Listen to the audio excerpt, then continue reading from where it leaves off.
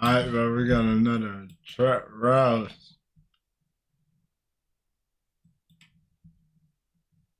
The streets of Chicago have been a war zone for decades now. The city has one of the longest histories with gangs operating in the area, whether the Black Disciples, Gangster Disciples, Black P-Stones, or dozens of other gangs that have operated there over the years. There's always groups waving their flag and fighting for dominance in every corner of the city. Gang wars in Chicago were a thing long before drill music emerged in the 2010s, with many of these gang-affiliated youths getting on the mic and documenting the bloody battles on their blocks, creating songs about the violence, many of which became hits. From Chief Keef to Lil Durk to King Von and FBG Duck. The songs these rappers made laid down the history of life in the streets of Chicago through jaw-dropping lyrics about killing and being killed in this treacherous environment. In my recent video, I covered Chicago's newest drill rap star and arguably aspiring serial killer, Bloodhound or Bloody Hound Lil Jeff, the rapping hitman who himself claimed to have killed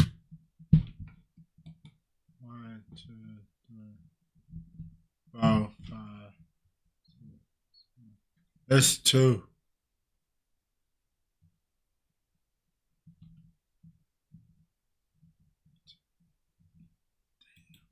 11 people before his own untimely death. As those paying attention to the drill rap scene know, Jeff was seemingly on his way to becoming a major star in the scene, powered not only by his catchy music, which at the time was seemingly as hated amongst the drill fans as it was liked, but perhaps even more by his wild antics on social media and brazen lyrics bragging that he had indeed killed 10 or 11 people. But Jeff's rise in the rap game would be stopped before it even truly got started, as in June 2024, he would lose his life in a truly harrowing way, getting gunned down while literally chasing a man into a house whilst wildly shooting in his direction, with the security camera video of these events going viral soon after his passing, showing the world in 4K the dark truth that Jeff was really living the lifestyle he rapped about. And while Jeff isn't here anymore to take advantage of this virality, it would blow up his already existing fame to a whole new level, making him the latest poster boy for what the new generation of Chicago drill looks like, both on wax and in the streets, where killing has seemingly become so normalized that you have to at least claim to have several murders under your belt to even dream of making a name for yourself in music, and still attempting to catch your next body whilst being contacted by major record labels looking to sign you. However, the story of Lil Jeff's clique, the Bloodhounds, might stay on drill fans' radar long after his passing, because Jeff was by no means the only one. As those who followed Jeff's career closely know, he had a right-hand man named Q50 who was seemingly doing everything that Jeff was doing too, including allegedly participating in killing up to 8 people, some of these people possibly being the same victims that Jeff has been alleged to have killed too, as these two had often referenced in their raps how they used to slide on their ops together. In fact, when it comes to the shooting that would claim Jeff's life, beside Jeff himself, Q50 is seemingly the only other person to have been identified as allegedly being at the scene with Jeff, because while Jeff and his accomplices were wearing masks during their attack, a still image from a security camera would later begin to circulate, showing someone who looks a lot like Q50 carrying the lifeless body of Jeff without a mask, and seemingly wearing the exact same distinctive red tracksuit that one of the shooters at the scene had been wearing too. Indeed, it appears that while Jeff was still alive, Q50 cared more about the streets than rapping, and although he would participate in making music, particularly by featuring on songs together with Jeff, he seemingly had very little interest in pursuing a real career in rap, as he would explain during an On a Couch TV interview in May 2024. When can we expect like a album from all? It's like at least 5 of y'all, 6 of y'all or something that rap. I ain't gonna lie, folks. Let me tell you something with that rap. Tell you something about that rap, folks. I don't really get no about it for real, you feel me? Cause I'm out there, this the meal ticket out there, folks. Let's convert and let y'all. That's the, you know, they the meal tickets of this. I'm out there, ground, so I don't even get no out there, you know. However, this would all seemingly change after Jeff's death, which was followed almost exactly a month later with the death of their good friend and Bloodhound affiliate Lil Scoom, another highly popular and up-and-coming rapper who had arguably recorded and released the most music out of all of the members of that group. With both of these popular rappers and very close friends of Q50, Lil Jeff and Lil Scoom now being out of the picture, Q50 himself would seemingly decide to take rap more seriously to carry the torch for the Bloodhounds. This can be seen with his musical output, with him dropping several solo songs with music videos in recent weeks, these videos all gathering hundreds of thousands of views. Q50 had clearly been paying attention to how Jeff was making a name for himself with his seemingly overly audacious and possibly self-incriminating lyrics. For example, on Jeff's song Ah, which appears to describe the real murders of 2 high school students with a brazenness that has perhaps never been seen before in rap. And from here, Q52 would begin to drop increasingly outrageous bars himself, like saying how he shot someone 10 times before Jeff shot them 5 times, and then literally saying the name of the alleged victim as an ad-lib. And that's just one example, because the more you look into Q50's lyrics, particularly the more recent lyrics, the more it begins to seem that he is in fact describing actual crimes that happened, often even providing ridiculously specific. Should have seen his face on the maximum. But these niggas really doing what they rap. Specific details about those crimes, like what model of car they were driving during the hit. Yes, but we have a plate for that gray Maxima Nissan. It's gonna be. And this is from 67 Everhart, right? And for the last thing going southbound on Everhart. But perhaps the craziest part of all this is the fact that unlike Lil Jeff, whose bold lyrics about committing nearly a dozen murders went viral and became the topic of debate amongst drill fans after his death, Q50 on the other hand is actually still alive and evading the police in Chicago and beyond, and still rapping about having killed 8 people for the whole world to hear, and still actively dropping music at a rate that would put some of the biggest rappers to shame. Q50 is something like a modern day outlaw, and despite his incredible talent for music, the unfortunate truth is that unless he changes his ways and distances himself from the streets, his story can only end one of 2 ways. With the question being, will the authorities crack the case and catch up with him before his rivals in the streets do? So in this video, we'll be taking a closer look at who exactly is Lil Jeff's right-hand man, Bloodhound Q50, the true stories behind some of his wildest lyrics, and try and answer once and for all, is this rapping hitman on the run likely to make it out of the streets for good?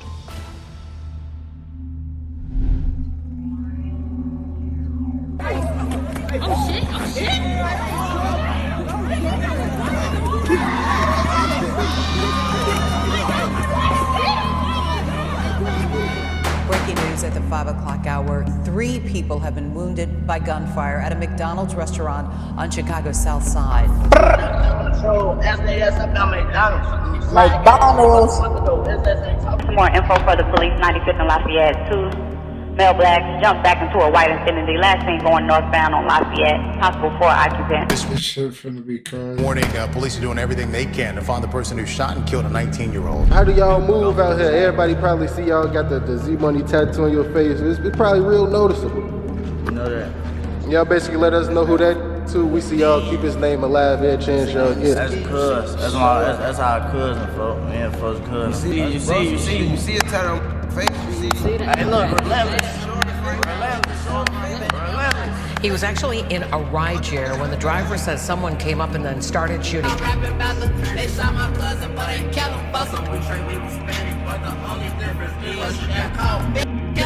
663, I got a name for our victim on 67th Street. First name Glendale.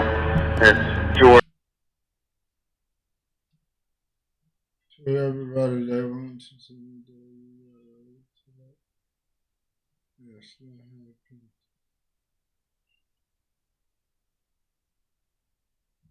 Lincoln, Eddie, Nora, David, Adam, Lincoln, Eddie. I'm trying to put this St. Clint. 285 Chris. I say, yeah, bread on my head. That died the same week on my dead grandma.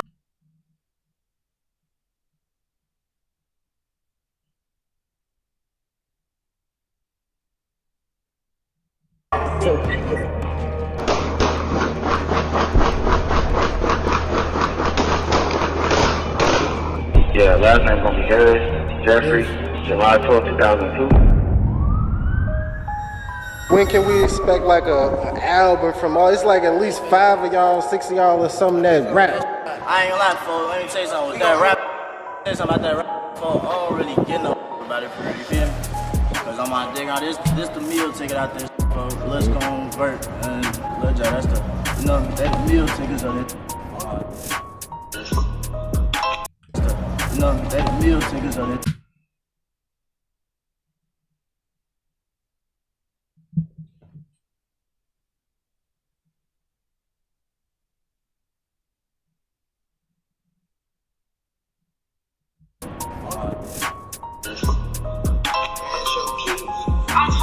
I don't know, Key. I think it's on spam, bro. Shots fired at the police, P9 St. Lawrence. They're shooting at the police, 700 East 89th Place. They're shooting at the police. We got a male. What? He's unresponsive. He's not looking good. That was on PC. Like, I'm going on to, hey, Kurt, I don't care about going to jail. They treat me like heaven up. They smoke like once. Notice ain't mad because his ass got smoked. Notice he's mad because his ass got slumped. Stupid ass. TJ, come on to it. Be doing all that little yelling and eyes getting big and shit. Don't scare nobody. Your ass ain't never killed nobody.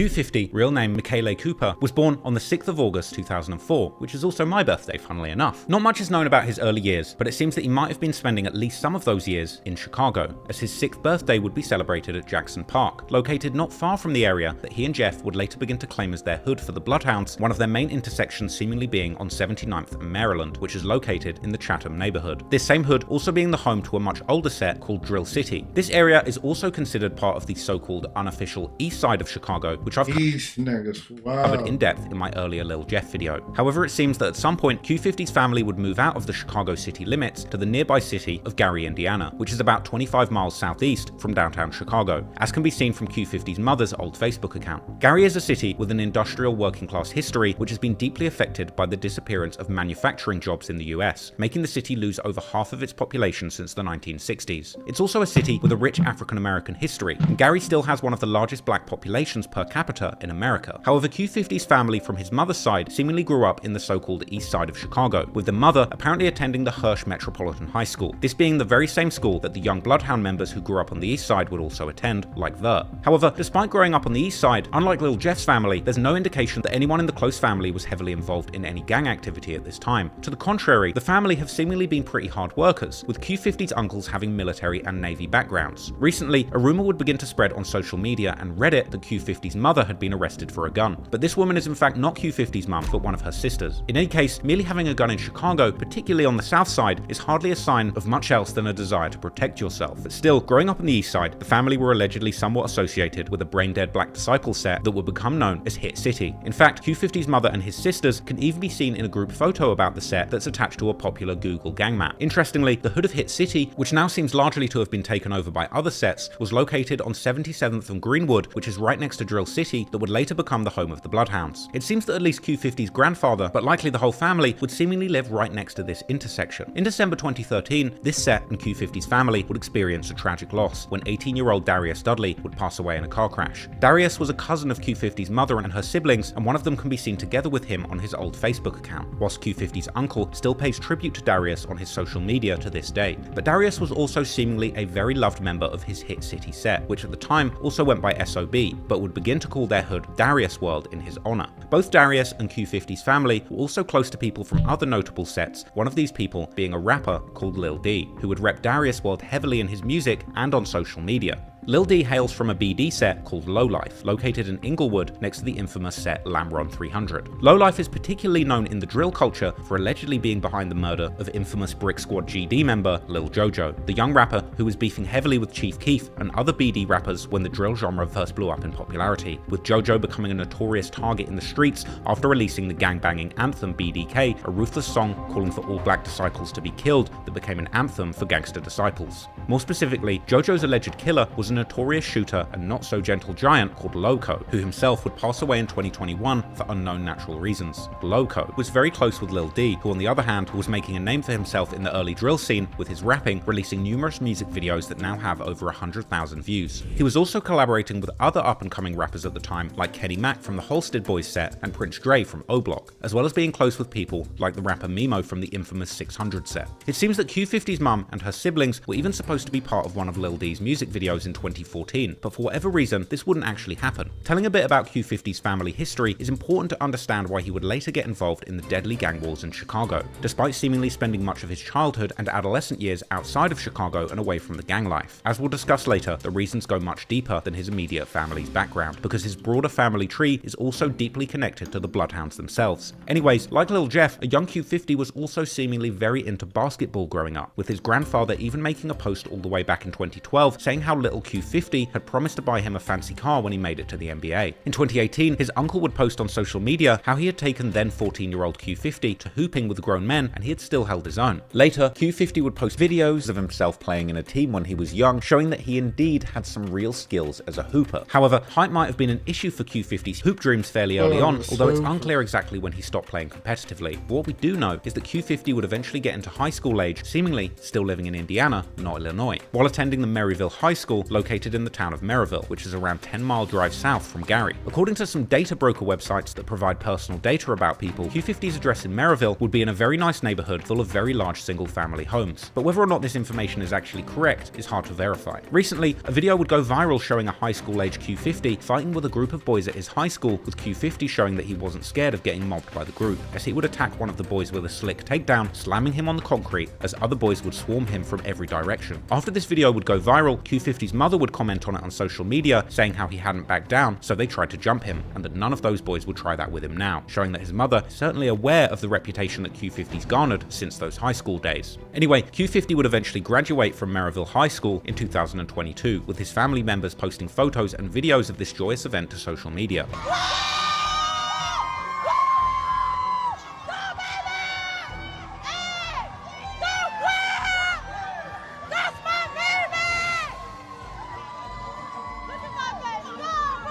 Graduate, that nigga came out.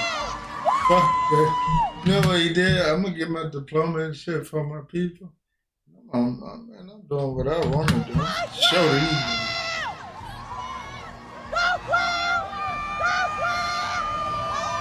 Q50's high school experience was likely greatly affected by the COVID-19 pandemic, as can be seen from a picture of him still wearing a mask during his graduation, although he was seemingly at least able to have a real prom celebration in his senior year. But at the time of his graduation, Q50 was seemingly already involved with the Bloodhounds, as can be seen from these pictures posted a year earlier during the summer and fall of 2021, where he could be seen hanging out with Jeff and other members, likely in Chicago. There are also some claims that Q50 was already well connected with a gang set connected to the Bloodhounds, this being the set MTV 079, with this connection seemingly coming from another young member called Mari Scoom, or MTV Scoom, whom Q50 is sometimes called his little brother in music and on social media. Mari Scoom, real name Jalen Frazier, who was an aspiring rapper, was only 16 when he was one of 4 people arrested in May 2023 for allegedly participating in killing an off-duty police officer, Ariana Preston, during a robbery. However, Scoom is seemingly not Q50's brother from his mother's side of the family, but he could be from his father's side, yet there's seemingly very little information about him online. However, on Reddit, some people who claim to have known Q50 during middle school and high school call his affiliation with MTV to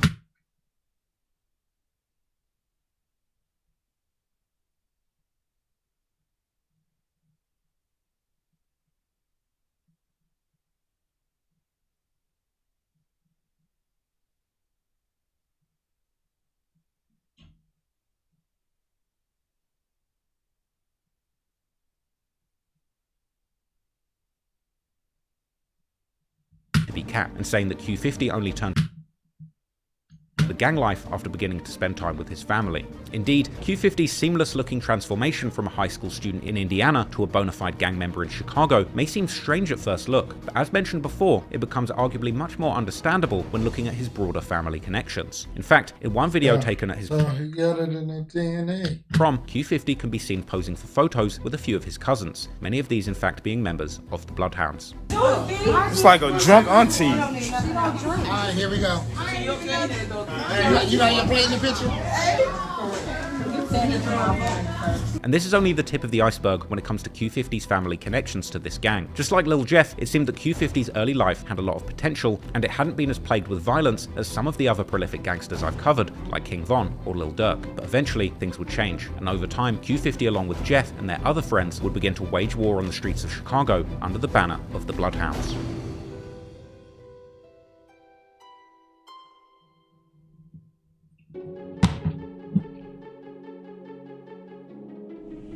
In terms of Chicago street history, there's many large gangs that have a long and storied history, like the BDs and the GDs. But in the modern era, many of these larger gangs were displaced and replaced with smaller localized sets that didn't pay respect to the historic allegiances and were much more motivated by the local conflicts in their blocks and the surrounding areas. As I discussed in my 3-hour deep dive into Lil Jeff, although the Bloodhounds have become one of the most known gang sets of Chicago in recent times due to rappers like Jeff, Q50 and Vert rapping them hard in their music, this set, or clique as it should perhaps more appropriately be called, is at this point likely around a decade old, being seemingly formed at the time when the original drill wave was still going strong in the early to mid 2010s, being primarily made up of members of 4 gang sets from around the Chatham and Woodlawn neighborhoods: Drill City, MTV 079, 400 East, and Chris World, with the majority of the members coming from Drill City, while the other 3 sets having one or a few members who rep the clique. Therefore, the area that the Bloodhounds primarily claim is the same as Drill City's, this area being particularly around 79th Street, roughly from Ellis Avenue to Cottage Grove. Grove. The 79th Street as a whole is known for being particularly dangerous, and Drill City's hood is no exception, with particularly their busiest intersection at 79th and Cottage Grove being an especially wild location, where anything can go down at any moment, with frequent reports of shootings and fights, sometimes even aimed at law enforcement themselves. They lights bright as hell. I can't. This is also the location where Jeff and Q50 can be seen hanging out in Jeff's music video for the song Should Have Saw It, as the two appear to walk around the area like they truly run the place. While there's no exact knowledge of how many members the Bloodhounds have, there are certain names that seem to form the core group. Many of these people are older members who have been part of the clique since its inception and are now in their late 20s or early 30s, while others, like Jeff, Q50 and Vert, are part of the new generation and are still in their late teens or early 20s. While there's also a generation coming up under them, these kids seemingly being barely high school age, while still already being heavily involved in the streets. Dylan brought a fucking time, I wish they would come out this crib. Yo, no video. Taking calls. We had this on But no. Little nigga don't got no mind. Oh shit. Oh my God. Y'all not out here. What? Stop playing with us. Y'all think. Come on. Stop. One interesting thing about the Bloodhounds is that many of the members appear to be blood related, with the younger members like Jeff and Q50 also having seemingly deep family ties to the older members of the clique. For example, besides Q50 being a cousin of both Jeff and another rapper of the Bloodhounds called Z Money, who was infamously killed in 2023. This murder allegedly starting the war between, on one side, the Bloodhounds, formerly known as Drill City, and their former friends in Trap City, a war which would eventually cost Lil Jeff his life. Q50 is seemingly also related to several of the core OGs of the Bloodhounds, such as three brothers, known as Tay or Tayski, Derm, and Swerve. These three can be seen all over Q50's family's social media, such as this picture with Q50's uncle together with them and other Bloodhounds, or the trio's mother commenting OTF or only the family on Q50's mother post of Q50 from his prom night. The trio also call Q50 their lil cuz or buzz in blood lingo. Out of these, Tay, known on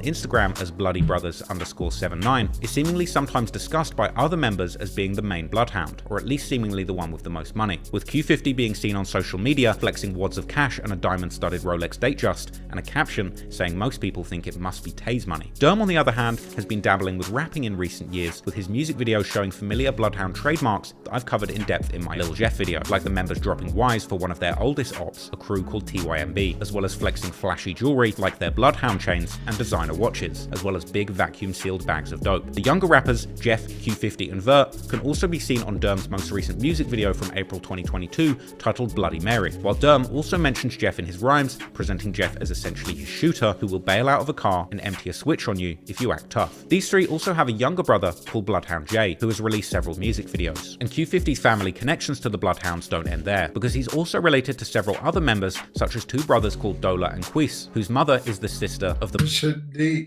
mother of Tay, Derm, and Swerve, and Jay. Quis has also gone by the rapper named Slimito, and he has a couple of music videos together with both Q50 and Lil Jeff, with Lil Jeff rapping on the song Big 3, how he, Q50, and Quis, aka Slimito, will get the job done when it comes to sliding on their ops. Tay, Derm, and Swerve, on the other hand, have for a long time been close with older Bloodhound members, such as Drezzy Bands, who has also dabbled in rapping, his earliest songs being all the way back from the mid-2010s, when the Bloodhounds first really became a thing, like the music video for the song Vicious from May 2016, that also includes two other Bloodhound members, Hothead and MTV Cash. In his more recent music video from March 2021, Drezzy can be seen hanging out in the Bloodhound's hood on the 79th of Maryland, whilst dropping rakes for their close-by ops like the 8 Trey Mob, Evans Mob, and Hit Squad. Then there's the rapper JB Bin Laden from the 400 East set, who has at this point been a major figure in the Chicago drill scene for over a decade, as a result of his deep connection with murdered drill icon LA Capone. JB Bin Laden is also a Bloodhound OG, having repped the gang in his music for years. And the list of rappers just keeps going, because then there are also older guys like the before-mentioned Bloodhound Hothead, who is currently locked up, as well as MTV Cash and MTV Chino, who have all repped the Bloodhounds in their music and on social media since the mid to late 2010s. Yeah, you see them bandanas, that mean we Bloodhounds. Yeah. Come right through with your flag out. Got the mask on, get your car flipped over. Video, he just looking at us, bro. Bloodhound. Yeah. Are we Bloodhound on Vernon too?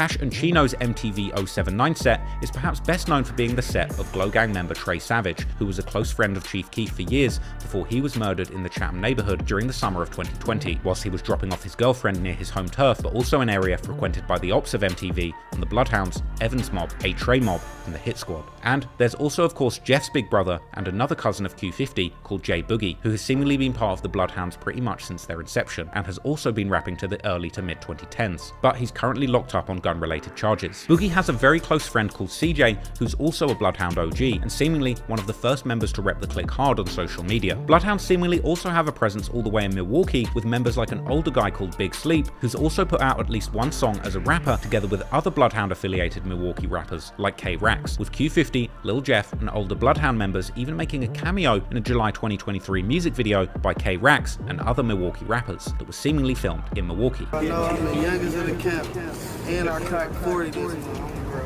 Call my blood, roll up the clientele, stupid. Dumbass. Oh yeah. These the baby bro. You hear me? Don't forget about the Bloodhound, Big B, Long Lizzy. As I discussed in my Lil Jeff video, this connection to Milwaukee would even lead to rumours that Jeff and Q50 had committed contract killings in the city for their local affiliates, with numerous lyrics appearing to hint towards this. Now that we know a little bit more about the Bloodhounds and Q50's deep family with numerous lyrics, Nigga knows I got body from state to state.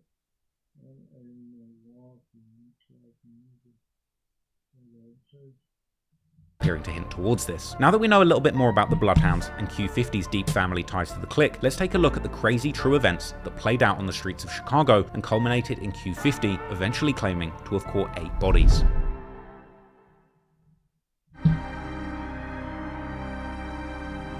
To truly understand the timeline of events that led up to Q50 becoming an alleged demon in the Chicago streets who caught 8 bodies and rapped about it, we have to go right back to the start and trace the history of the deadly wars in the area, from the original East Side crew named Lon City that formed into Drill City and later became embroiled in an in-house feud that saw a new group branching off, with a war between groups that will be named Drill City and Trap City before eventually the Bloodhounds would be fully established as one of the most deadly gang sets in the modern Chicago drill culture. So we're going to do a quick recap of some key moments from that beef, but if you've already watched my video on Lil Jeff, then you might want to skip past this chapter and continue hearing about Q50's transformation into a gangster rapper.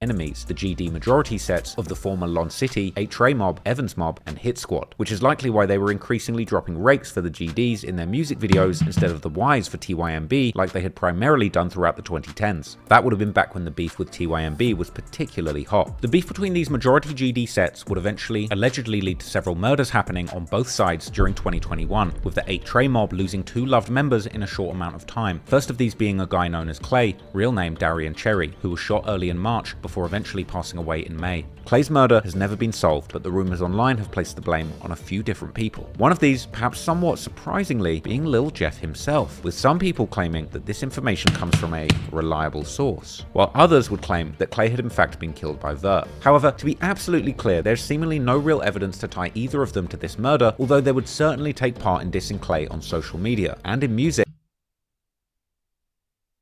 Unfortunately, Vert and Drill City were soon about to experience a major loss of their own, as Vert's very close childhood friend called Ruger, real name Jermaine Darden, was killed in Drill City's hood in March 2021, while 2 others were wounded. Like Clay before him, the killing of Ruger would also become yet another unsolved murder in Chicago. However, there has certainly been some interesting posts that have come out after his death, one of these being a post from one of the cousins of Clay, who would say how he'd risked his life to get back for Clay. Then, less than a month after Ruger's death, on the 13th of April 2021, at around 7 PM, a very close friend of Clay and a fellow 8 Trey Mob member called Lil Crew, real name Nyreek Curtis, would be gunned down at the very same location where Clay had been shot. Yet again, the murder of Crew would go unsolved. But in online spaces, such as Reddit, the Jeffologists themselves, who have been rumoured to possess an almost otherworldly ability to see the victims of their demigod and his disciples in their crystal. That could be so in deep though.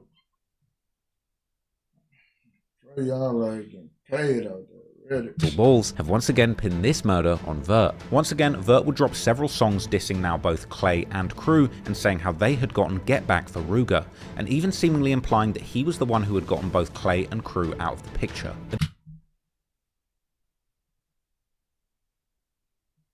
At this point, it was clear that no matter who had been behind these murders, the war around the East Side was getting very heated. But the following year in 2022, things would arguably go from bad to worse, as both Jeff and now also Q50 would get increasingly involved in these beefs, even catching a body that would eventually become one of Q50's main bragging rights in his music.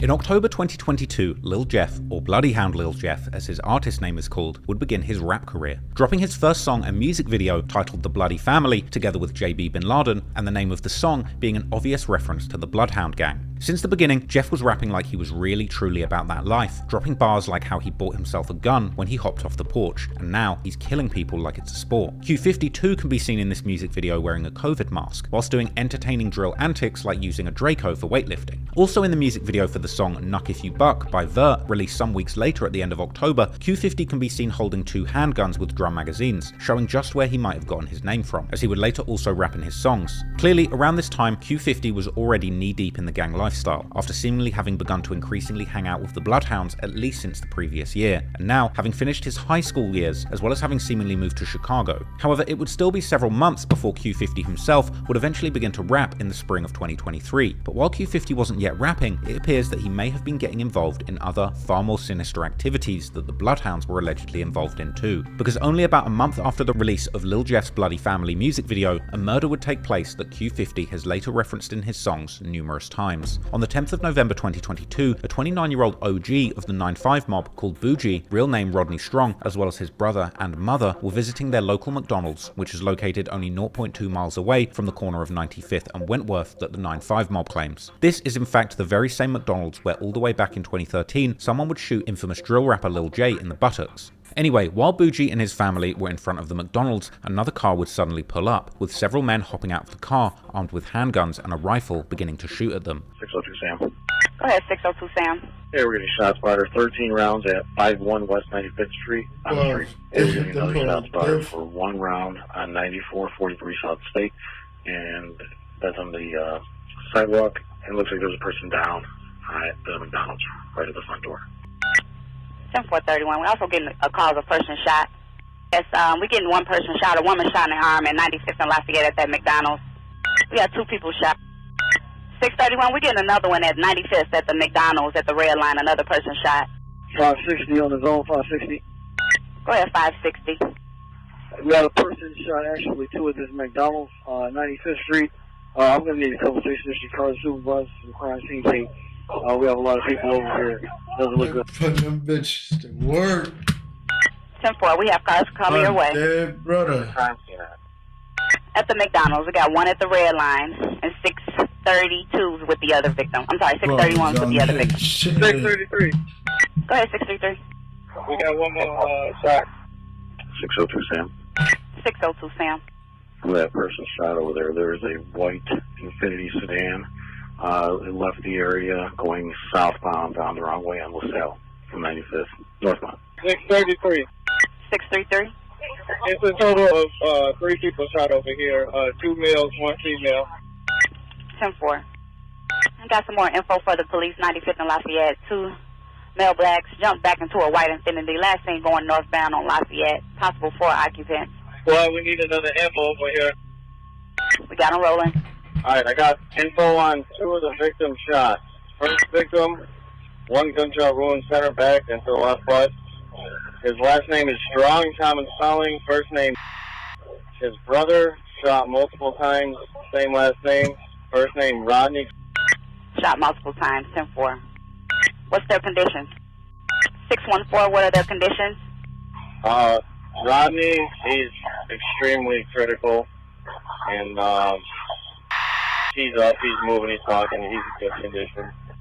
Breaking news at the 5 o'clock hour. 3 people have been wounded by gunfire at a McDonald's restaurant on Chicago's South Side. Now to a shooting at McDonald's restaurant. 3 people have been wounded. Our Mayor Kawash is live at the scene there. This is 95th and Lafayette on the South Side. Eric? Cheryl Allen, still quite the scene here from police as they have this entire McDonald's blocked off right off the Dan Ryan. As of right now, Chicago Fire tells us there are 3 victims in this shooting. Their ages ranging from 29 to 49 years old. Witnesses tell us this was kind of sparked by a drive-by. That's where these bullets were coming from, out of some vehicle here near 95th and Lafayette. Now, officials tell us there are some shell casings inside that McDonald's here, which again is closed right here. It's still not clear what sparked the shooting, but we know the 3 victims are being treated at nearby hospitals. 2 of the men listed in critical condition and a female also seriously hurt. We just spoke to a pastor who has a church right nearby. He came over here just after those shots were fired. On the day that's supposed to be, you know, the last warm day of the year, right after the elections, so we can see if, you know, some of these people are going to do what they say. And they got a good example today. It's a violent day in the city, and definitely a violent, just crazy day here while people are trying to come home from work. I'm acting like that shit ain't normal, bro. That's what I hate, like the people, like the news people, the police team and all that shit. Just people in general in the city be acting like the shit ain't normal, though. Like the shit normal. Y'all ain't doing shit to stop it. Y'all ain't doing nothing. Y'all want this shit to happen because this is how the law enforcement make they living.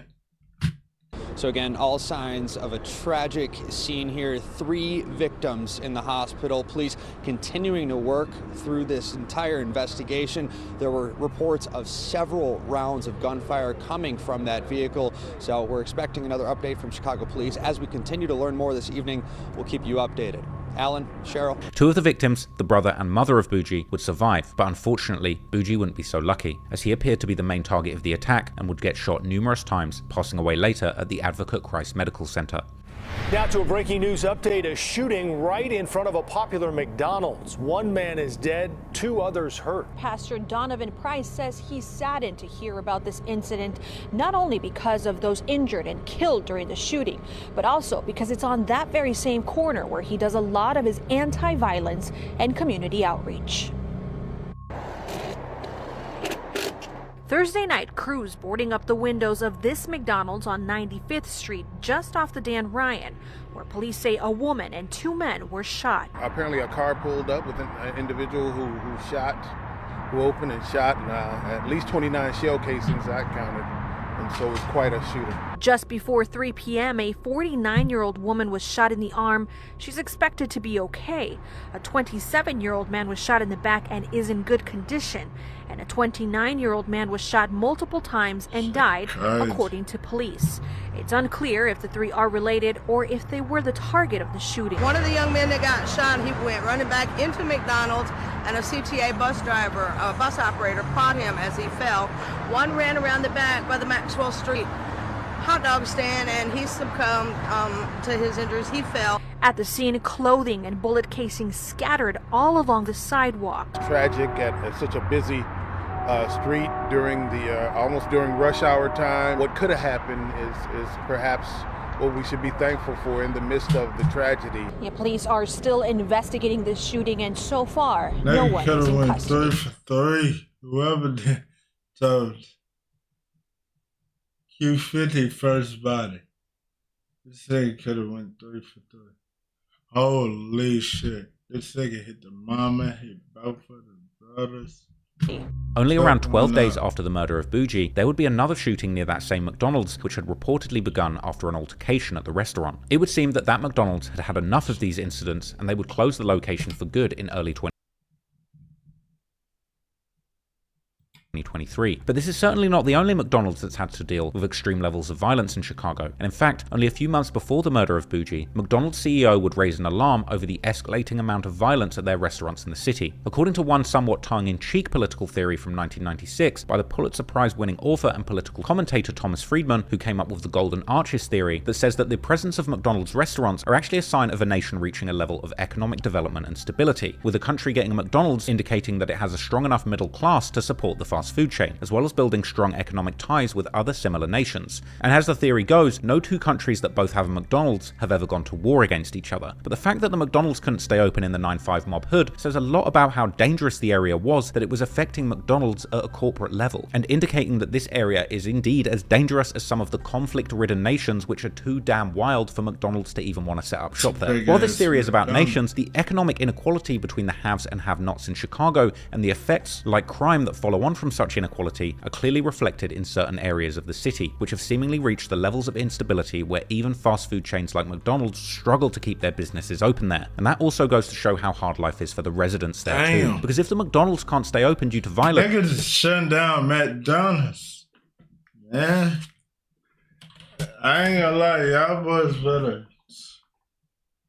I don't know, man. Niggas making McDonald's shut down.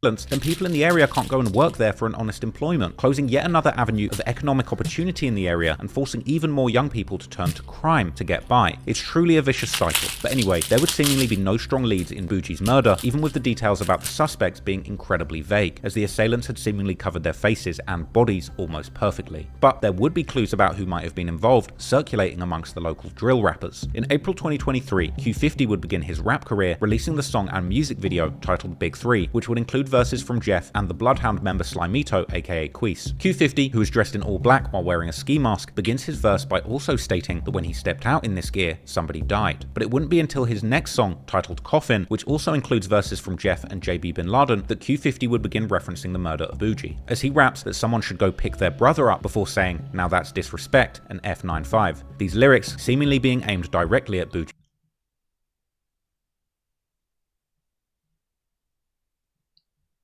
brother, who was there that day. After Coffin, Q50 would seemingly not pay much thought to rapping, as he would only drop 2 songs officially, neither of these seemingly mentioning anything explicit about Bougie. But he was by no means done with the dissing, and after Lil Jeff's death, as he would begin to pay much more attention to his rap career, the dissing would continue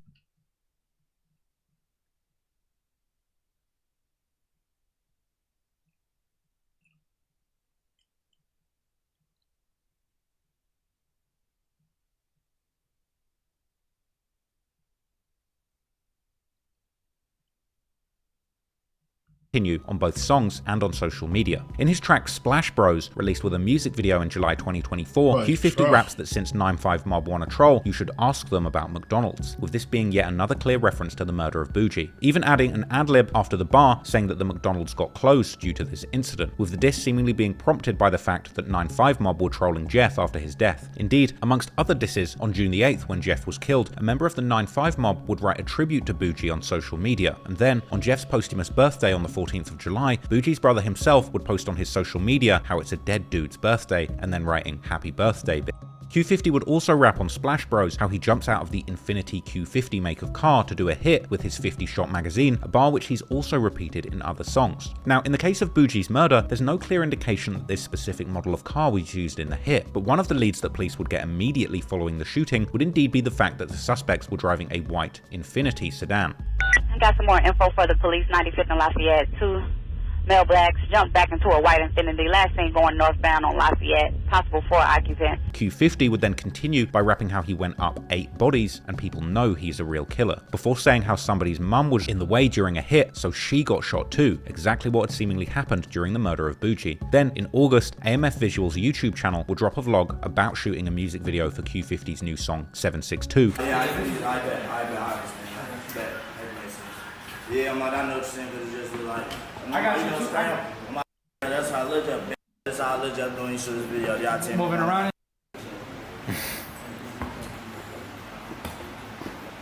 That's how I legit be from.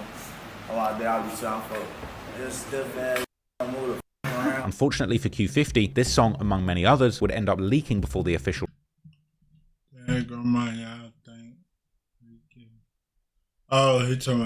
release of the music video, something that would seemingly piss him off a lot. Though the song would eventually get an official release in August 2024. In the song, Q50 would make his most direct disses towards Bougie so far, as he raps how Bougie had tried to run and had tripped, and that's why he got killed, before making yet another reference to McDonald's being closed, saying that he doesn't want to work shifts there anyway. Then, in another That's what the fuck he was talking about.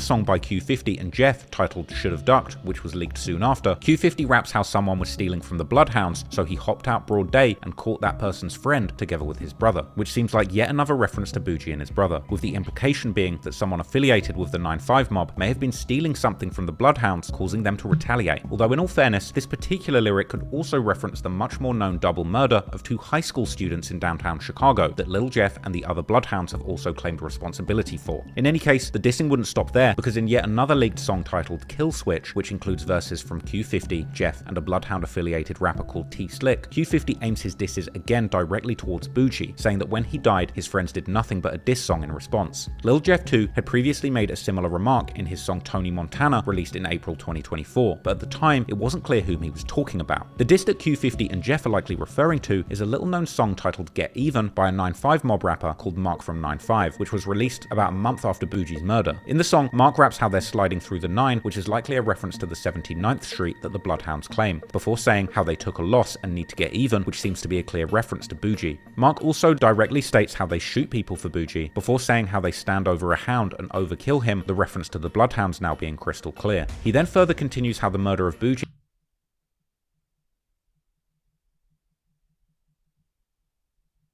turned him up, so he's going to slide through the 7-9 and shoot it up, before continuing, I'm reading all this shit in my head. If y'all niggas ain't quit with like processing shit and reading shit, it's so stupid.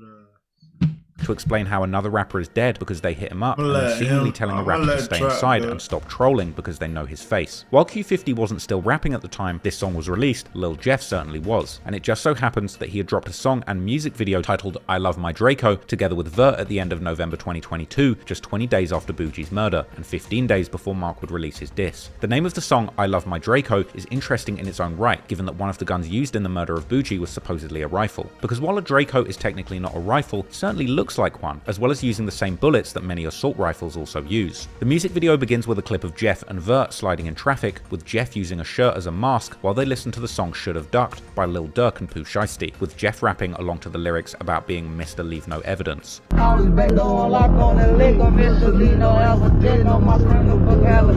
God, you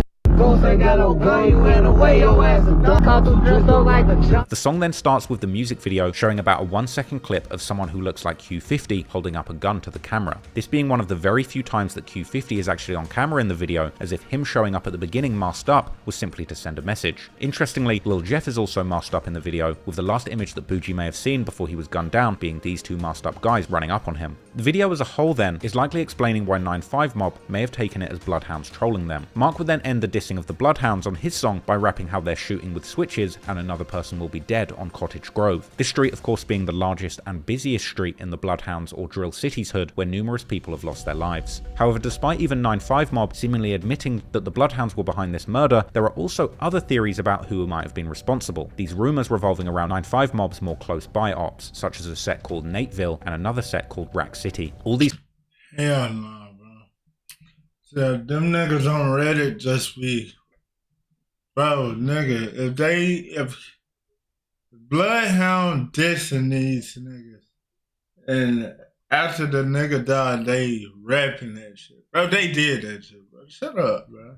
these three sets being very close to each other. The rumors have even caused debates on places like Reddit, where Jeffologists have gotten mad at people for quote-unquote trying to discredit his work, which I guess is one way to talk about murders if you've been as prolific in them as Lil Jeff supposedly was. These discreditors have even claimed that they have inside sources who have told them that Rack City was actually behind the murder of Bougie. Rack City are certainly no strangers when it comes to violence, and members of the set were recently charged with a RICO case in connection with the murder of a man named Ogonia Okiki. This murder allegedly being committed by Rack City against none other than 9-5 Mob, which the news report referred to as the Princeton Park GDs. But to be clear, in the end, nobody has seemingly been charged for the murder of Bougie, and thus there is seemingly no credible evidence against either the Bloodhounds or Rack City. But clearly, one gang has been way more eager to claim it than the other. And while it's difficult to say if Bougie's murder is Q50's alleged first one based on his lyrics, it seems to hold a special place in his heart for one reason or another. In any case, what does seem clear based on Q50's lyrics is that going forward, his capacity for violence would only increase. But it wouldn't be his ops who would get hurt, because in 2023, Q50 himself would seemingly come within an inch of his own death.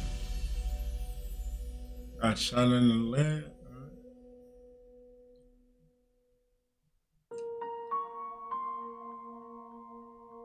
As I discussed in my Lil Jeff video, 2023 is when the violence in the street would seemingly get personal for the young Bloodhounds, particularly Jeff and Q50, as their cousin and beloved Bloodhound member Z Money, real name Zaire Nelson, would be gunned down near his hood while sitting in a car in a parking lot of a dry cleaners. Chi-Town Crime Chasers Facebook page would be at the scene shortly after, filming the police investigating the scene, while in the comments of the video, Q50's mother would react to the footage, clearly personally affected by the death of her cousin. Paying tribute to him, both Jeff and Q50 would get Z Money tattoos at the top of their eyes, as well as a bunch of Z's tattooed on their index fingers, aka trigger fingers. Z Money's murder has never been solved, but it's clear from all the online rumors that the Bloodhounds consider their old friends from Trap City to be behind the hit. This murder now breaking apart the 0679 alliance that these two sets had formed over a decade ago. But it's unclear how much Trap City themselves were talking about Z Money's death publicly on social media at the time, but particularly since Jeff's death, they have become much more emboldened to diss him, with the young Trap City rapper Tero, who's a former good friend of Vert, even making a diss track that he would preview on Instagram, the song including a bar where Tero seems to insinuate that the Bloodhounds had pushed Z Money out of the car before or after he was shot. Tero, together with two Trap City OGs, OTF Black and iTrap Rob, or Trap City Rob,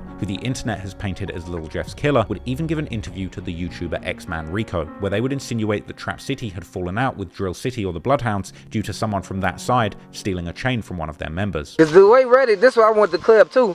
They say his dad from down here, Big J, like that. Big Jeff. Yeah. Anybody you got? Also, his daddy is from down here. Yeah, fuck used to hang with them. They know what they did. So, okay. They know what they did. So, okay, the Bloodhounds, yeah, it was, y'all was cool. Everybody that got a that was my homie. He stole the chain, bro. We tried like he took it. He stole my homie chain. Who was that South J or some? Nah, brother. One of the other guys. This one of the other. This other one. Folks letting him wear the J. He come back like he got into a high speed with 12. Line saying he lost it. You know what I'm saying? That's how broke they little shit. You know what you know? Yeah. The young Bloodhounds, on the other hand, have implied that Z Money's killer is locked up, which is why they can't get their hands on him. With the WhyRackologists then coming to a conclusion that Z Money's killer must be a Trap City rapper called Lil Cap. The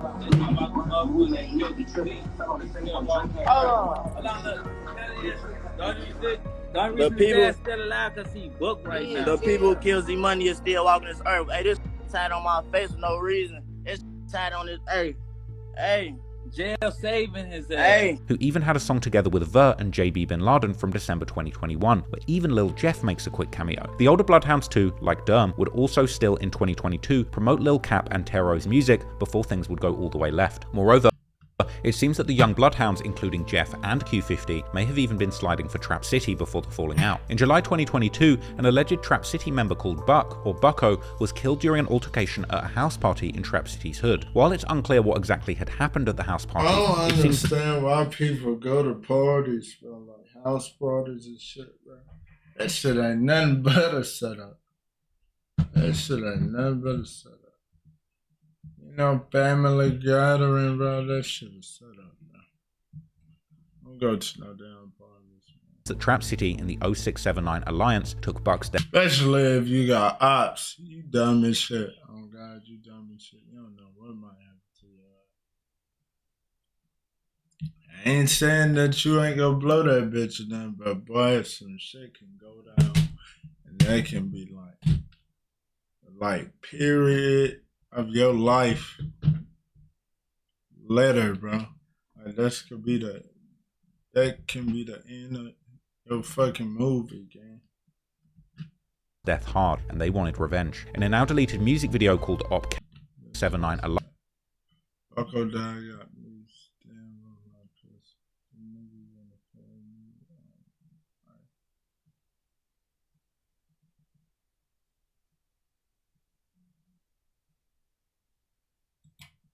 Alliance took Buck's death hard, and they wanted revenge. In a now deleted music video called Op K by Vert and Jeff, which has only been saved in a reaction video by another YouTuber, Vert begins the song rapping how they had gone sliding after Bucko's death.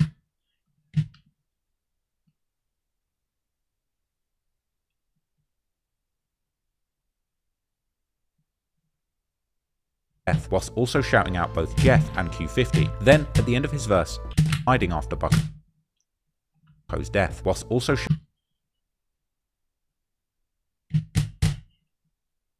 shouting out both Jeff and Q50. Then, at the end of his verse, Jeff too raps how he's also sliding for Bucko and that the get back had been quick. However, now the young Bloodhounds were all about getting their revenge for Z Money, and in the following months they would be associated with several murders in online rumours, one of these taking place only a few weeks later, when a young man called Lil Pooh, real name Pierre Boozer Jr., who was allegedly from the hood of the Flipside set where Jeff himself grew up, was gunned down in front of his home in April 2023, all the way in the far south side suburb of Sauk Village. After Pooh's death, Jeff would imply both on social media and in his music that Pooh had allegedly dissed Z Money, and that's why he had lost his life, even seemingly describing waiting for Pooh to return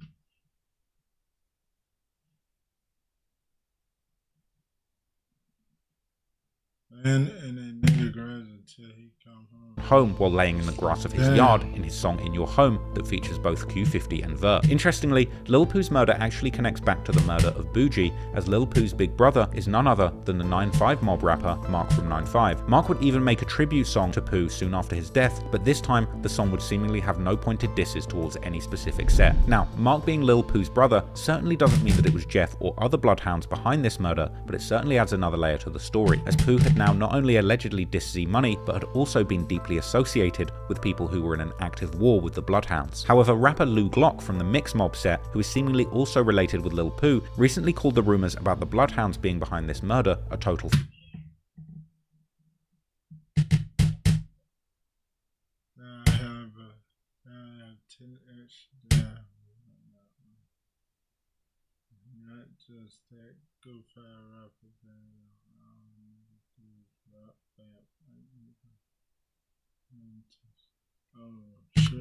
fabrication, calling Lil Jeff and the other Bloodhounds high school musical rappers who haven't killed any gang members in Chatham. Some Redditors have also pointed out how Jeff couldn't have been behind this murder since he grew up on Flipside and was seemingly close with other Flipside members. Indeed, some months after Pooh's murder in June, one member from Flipside's hood would post himself still hanging out with both Jeff and Q50. But a few months after that, the same member would also post how he only associates with people who are really sliding and has no affiliation with any set, before ending the post saying F Flipside. But what makes this case even more confusing is that one of Lil Pooh's supposed close friends from Flipside, who even had Forever Lil Pooh text in his Instagram profile, would seemingly post an earnest tribute to Lil Jeff following his death. However, it seems that since then, this member has actually completely removed the tribute to Lil Pooh from his Instagram profile, which makes it seem like there may be much more going on behind the scenes than drill fans get to see. Anyway, it seems that the death of Z Money had launched a tidal wave of animosity between the Bloodhounds and anybody who dared come in their way.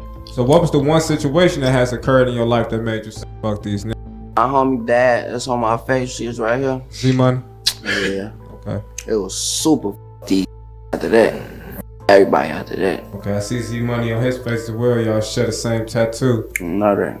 So this definitely had to be somebody that meant a lot to both of y'all. How long ago was his passing? May. Was that last May? Yeah. Yeah. A year ago. No, March. Yeah, March. Yeah, that was March. Last March. And how did this death affect your mentality, brother?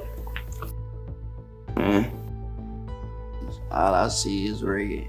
However, the Bloodhounds weren't the only ones getting active, and it seems that at some point after Z Money's murder, Q50 himself would become the target of shooting, apparently getting shot in his leg, as he would mention in the song Coffin, which released with a music video in June 2023. Q50's mother too would seemingly confirm this shooting happened, as she would write in November 2023 to her social media how she had almost lost her son that year. However, at the time, there appeared to be no indication as to who had been behind the shooting.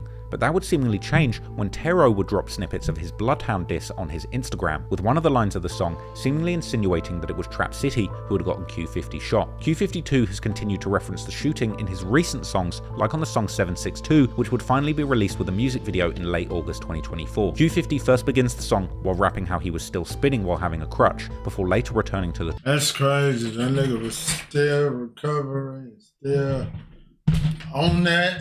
I ain't gonna lie, bro. That nigga dead. Topic and rapping how the ops had thought that he had died after shooting him until he hopped on Instagram Live. The war between these old friends, Trap City and Drill City, or now the Bloodhounds, was now in full effect. But as those of you who would have seen my Lil Jeff video would know, the next victim in this war would be on Trap City's side, and his death becoming one of Lil Jeff's favourites to claim in his music. On the 25th of June, at around 8:55 PM, a 19-year-old Trap City member called Lil, real name Jaleel Goins, would catch a rideshare car on the 1300 block of West Taylor Street, located in the Little Italy neighbourhood near the University of Illinois Chicago campus, far away from Trap City's hood. But as Lil had sat down in his rideshare car, someone would quickly approach the car on foot, getting next to the rear passenger window, opening fire. Loomis and Taylor.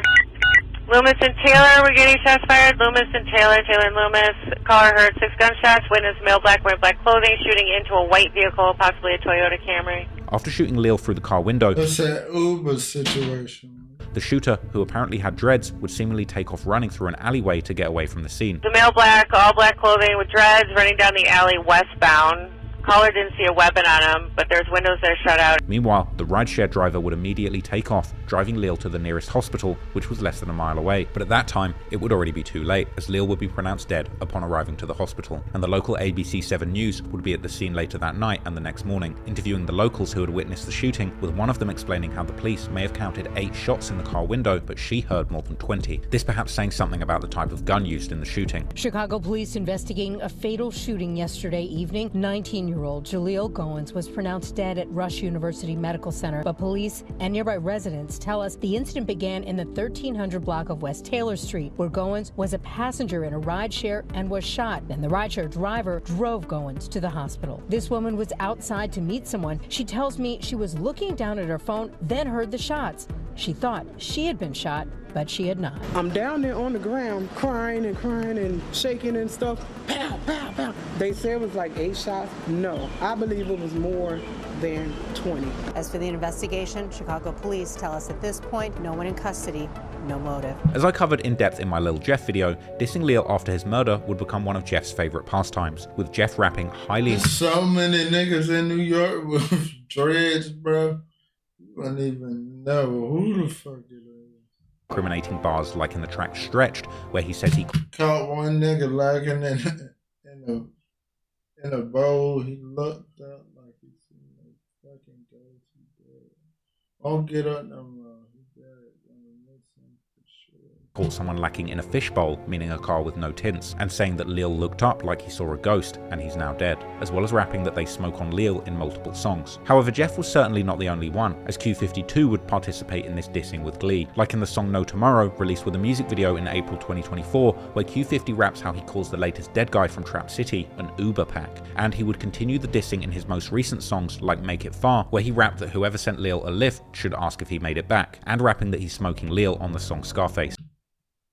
As well as on social media, making posts hinting towards something that Lil Jeff had said on songs, saying that Draco made it so Lil never got out the car. But it would be the song Splash Bros, released with a music video in late July 2024, where he would put out the most revealing bar, rapping how Lil had been killed with 7.62 bullets and mentioning him by name. 7.62 caliber bullets come in many lengths and are used in many different kinds of guns, but they're particularly common bullets for assault rifles such as the world famous AK-47. However, in drill culture, these bullets have become particularly associated with the Draco, which, as I mentioned before, is in fact technically categorized as a pistol, even though it commonly uses these very same bullets as an AK-47 might, and in fact, it looks a lot more compact than the version of its infamous big brother. But what makes Q50's line about Lil getting killed with these particular bullets noteworthy is the fact that none of the news reports about this murder would seemingly mention anything about the type of gun that was used, nor was this fact mentioned by the popular Spot News Twitter account that reports on crime in Chicago based on police radio activity, which Jeff and Q50 have even mentioned many times in their songs. However, as police patrols arrived at the murder scene and in the hospital where Lil had been taken, they would not only find Lil to have a 9mm pistol on him, but they would indeed find what an officer would describe as rifle shell casings on the ground where the shooting had happened.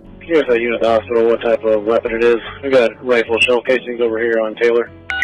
1263 Adam. Ours looks like a Springfield XD, possibly 9mm. We haven't touched it. They're saying it's a possible 9mm. That person was in the car with their handgun, but we have a second shooter out here on the street with a rifle. Alright, so there's a second shooter over there with a rifle. Alright, 10-4. Now this of course doesn't mean that Q50 took part in this murder, but it wasn't exactly a secret that Jeff in particular was When they say dreads, Q50.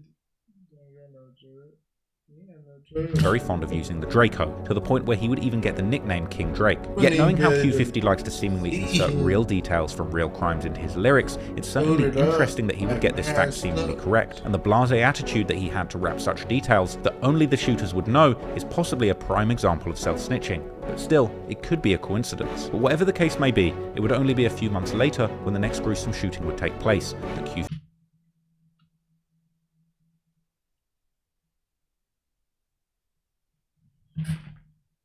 Damn. 50 is commonly referenced I read it. I read it. in his songs, the target of this shooting being a much older member of Trap City.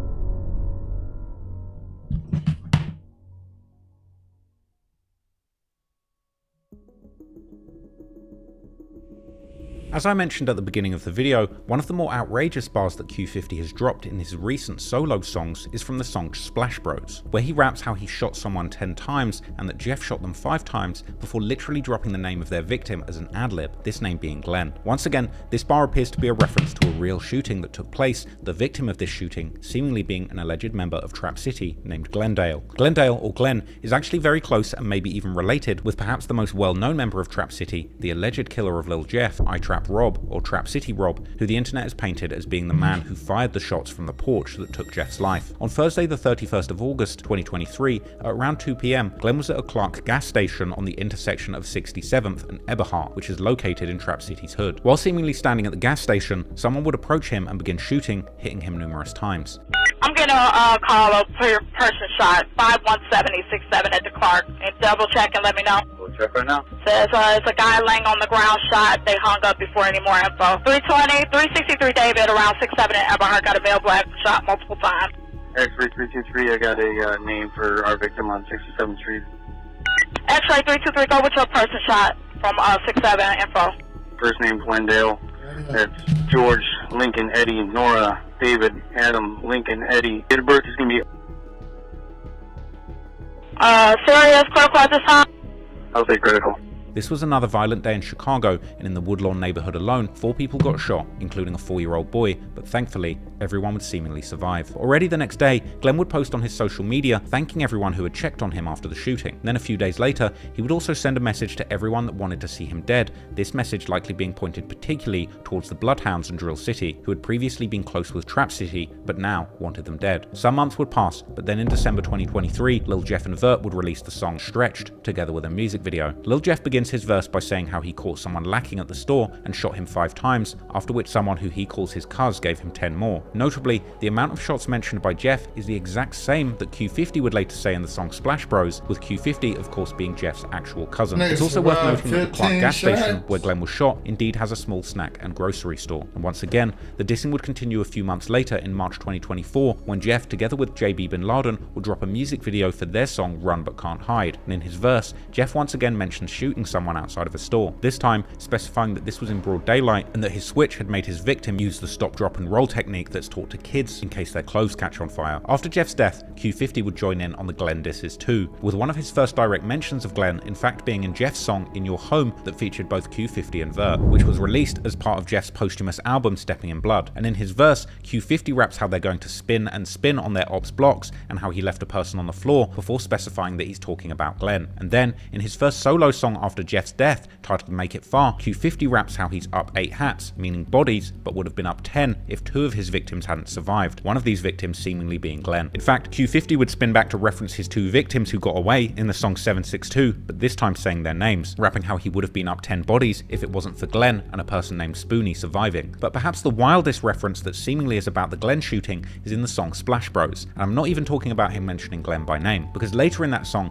Q50 raps how you should have seen his victim's face trying to eat chips when Q50 bailed out of a Nissan Maxima. And as it just so happens, the car used by the suspects in Glenn's shooting was indeed that very car model, a Nissan Maxima, with the police even getting the license plate number for that car, but the plates would turn out to be stolen from another vehicle. For 67th and Everhard, they fled in a gray Nissan, unknown direction. Gray Nissan fled unknown direction. Yes, but we have a plate for that gray Maxima Nissan. It's gonna be Frank Paul. Last seen going southbound on Everhard. Last seen southbound on Everhard. These niggas different. From 67 is well, that Frank Paul one comes back to a blue 2022 Toyota, okay? These are some absolutely wild references to a seemingly real attempted murder case, but once again, it appears that nobody's been arrested, and thus there is seemingly no real evidence to tie anybody to the shooting. Interestingly, after the security video of Jeff's killing would go viral, people on Reddit would begin to track down who was the infamous Yellow Shorts, who Jeff had been trying to shoot down when he was caught off guard and killed himself, with some people actually claiming the Yellow Shorts to have been none other than Glenn himself, with Jeff then allegedly spinning back almost a year later to try and finish the job. However, there is still seemingly no facts about exactly who the Yellow Shorts actually was, with even the person that Lil Jeff's alleged killer, I-Trap Rob, would claim to be him. This is a guy called Man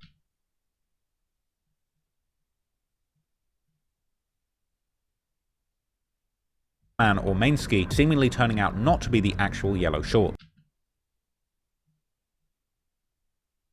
But the crazed Chiracologists would get so confused about the mystery of who was wearing the yellow shorts that day that they would even confuse Glenn and Man to be the same person. Other people have thought the yellow shorts to be a man called Trey, who would post himself with Lil Jeff's alleged killer, I-Trap Rob, only a few days after Jeff's death. But astonishingly, Trey is an actual blood brother of Jeff's very close friend and Bloodhound member Vert. This would certainly put Vert in an unbelievably difficult and uncomfortable position after his friend Jeff was killed by friends of a blood relative. But whether Trey was the yellow shorts or not, it's clear that Vert's relationship with his big brother is probably not what it used to be, as Trey would not only pose with Jeff's alleged killer for photos just a few days after his death, but also dissing Jeff in that same post, with this prompting Vert himself to hop on his brother's comments and diss either him, Rob, or both of them. Anyways, about a month after the shooting of Glenn, the luck would seemingly turn for Q50 momentarily, as in late September he was apparently arrested by the Chicago police for several serious charges, including a UUW or unlawful use of a weapon, and another UUW for an automatic weapon or machine gun. There's been much confusion about his arrest online, as Q50 would be arrested a second time in 2024,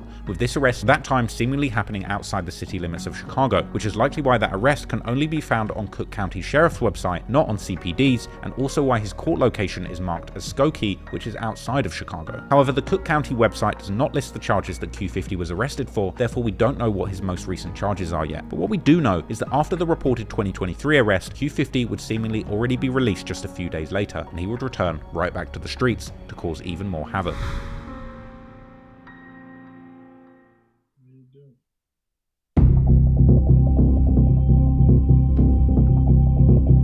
As I discussed in depth in my Lil Jeff video, in early 2024, Lil Jeff, together with several other accomplices, would allegedly commit two of their most highly publicized murders, killing two high school students named Monterio Williams and Robert Boston, also known as Monty and Lil Rob, after Monty had allegedly stolen some jewelry from Jeff. These teens were all the way from the west side, but attended a high school in downtown Chicago, where they would be gunned down in a brutal assassination-style attack immediately after leaving their school. And a few weeks later, Lil Jeff would drop his most popular song, titled Ah, the music video for the song now being at 4 million views, with the whole song appearing to be dedicated as a diss song towards these two slain teens, with Jeff essentially laying out the details of these murders for the whole world to hear. The popularity of this song would push Lil Jeff's rap career to the next level, and seemingly pushed him to amp up his already out of control antics on social media. Ironically, one of Lil Jeff and Q50's favorite hobbies was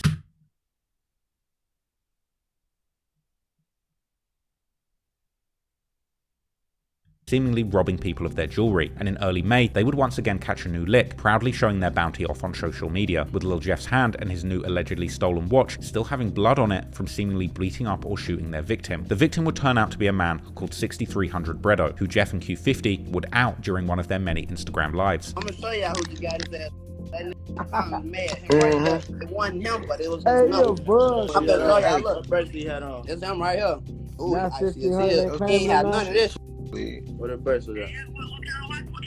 Man, look, we exposing this. Show that bitch. We got an AP already, Stone. I'm having my way in Chicago, Illinois. Hey man, get the people that. They should never been trying to kick it down the line of green. I mean, that's it. $10. It cost them his whole hustle career. Everything he worked hard for. Q50 would later also talk about Damn, bro. this event in his songs, like the song Make It Far, where he raps how they smacked both Bredo and his girlfriend when they robbed him. Bredo is associated with a set called TMC, located on the west side near Marquette Park. This set also having a rapper called TMC Slide, who had been putting out music for several years. Soon, after the alleged robbery, Bredo would go on Instagram Live several times together with his TMC friends like Slide and another rapper called Nutso, seemingly in an effort to save face after this debacle. Tell them count that up. Screenshot that. Tell them screenshot. Hey, Bloodhound, up $1. Screenshot that. Hey, don't forget this casket though. Hold on. Oh, good. Yeah. Over good. Yeah. Open them. Put them in there. Look what we live out. Oh. Hey, oh my God. I done made a Yeah. You know that, bro. Yeah, here now. You gotta go ahead, found these here, need to get that start home. Baby, you're in the Navy, nigga, here, home. I can take it back long. Plus, you know my bag long. I told not to trust. No, you damn wrong. Oh, turn down. Suck that bird down. I'm seeing how much playing out. Lay the whole clan down. Leave him with his pants down. Jeff, Q50 and the Bloodhounds now had a brand new beef on their hands, and just like how things had seemingly gone down with Monty and Rob, things would escalate again very quickly, and just about a week later, something would seemingly happened to TMC Slide, with Q50 hopping on social media to declare that Slide was now deleted and out of the picture. Jeff would even go on Instagram Live around this time, saying that he was now up 11 bodies. However, this would seemingly be around the same time when an alleged member of the 8 Trey mob called Baby KD, real name Khalil Dunbar, would also be killed, and he too would get associated with being one of Jeff's victims in online rumors, but Lil Jeff's Live saying he had 11 bodies could seemingly be claiming either one of these people. Hold your wrist up. Hey, when he play this, y'all know.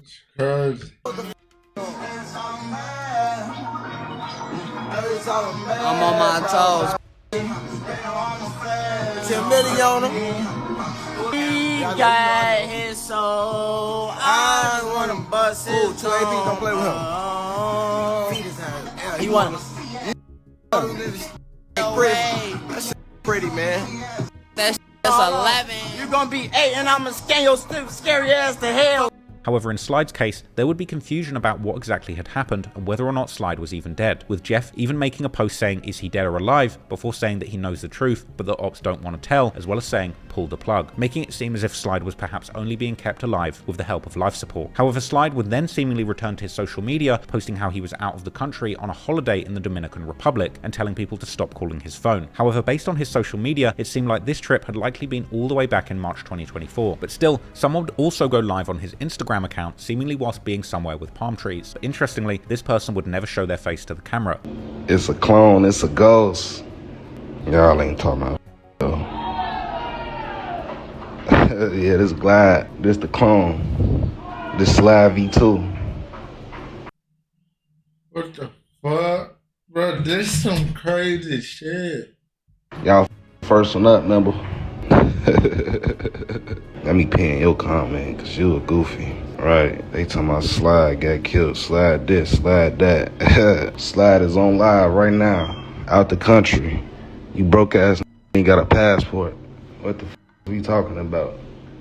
Y'all say y'all did something to who? Meanwhile, Jeff would keep trolling Slide, going live from LA where he was on a trip with Vert and Lil Scoom, saying how he hadn't heard from Slide since he had crashed into a building, this seemingly being one of the first clues about what had actually happened to him, as well as once again saying to pull the plug on his life support. I ain't heard from that Slide, man, since he crashed into that crib, man. Life got brought from life support. I say, all my pain, keep me going. Slide getting annoying. I just want to see them pull the plug. I want to see them go from life support. They don't respect me no more. They don't love me no more. They ain't feeling my song. Is he dead or alive? I don't know what I'm lying. Cause you know that he died. But they steady lying. They keep trying to keep it quiet. The other side know that I'm gonna slide. Know I'm down the ride. They pop my pants, my man, he ain't die. Something. I'm in the sky. I'm in LA right now. At the end of May, Q50 would once again post on his story saying that people are delusional and they should stop acting like Tupac is still alive. He would also update his body count, saying on a Facebook post how he's now up 8, whilst back in March 2024, his kill count had seemingly still been at 7. At the time, it wouldn't yet be clear if he was referring to KD or Slide, but this would seemingly change when Q50 would drop the song Make It Far, where he raps how he now has 8 bodies, even though people are still trying to claim his last victim as alive, with this being a rather obvious reference to Slide. In June, Vert2 would join in on dissing Slide, posting a story on his IG, asking Slide to post a picture or something to prove that he's still alive and well. However, once again, Slide's Instagram account would come back to life as someone would post a story asking why people think he's dead, as well as pointing out that no media outlet such as the legal help firm Facebook page that posts a lot of people that have been killed in Chicago had posted anything about Slide. However, someone would comment on a post about Slide's social media posting that his sister knows Slide's family and that he was indeed fighting for his life, and that it was in fact Slide's brother who was using his Instagram account. And then, as Q50 would begin posting more music around July 2024, as well as many of his songs getting leaked, there would be an abundance of new Slide disses dropping too. In the song Splash Bros, he would rap about how Slide had seemingly gotten shot a month ago, and that since then he hadn't been talking. This song then likely having been made around mid-June. In his next officially released song First Day Out, Q50 would claim that Slide had gotten shot before crashing his car, and in a leaked song with Lil Scoom titled Bad Boy, he would seemingly reveal that Slide had gotten shot with a 10mm pistol. And while in another leaked song titled Scarface, together with the Philly rapper Hood Tali, he would make perhaps his most revealing claim, rapping how the trenches know who had shot Slide, before saying how the fact that people are claiming that he's still alive is really bothering him. Meanwhile, members of TMC would do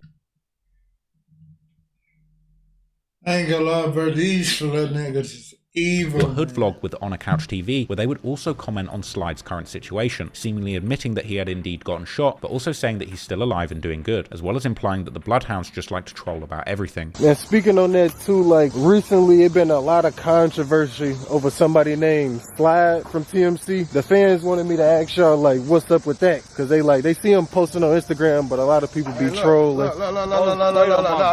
Let me say something.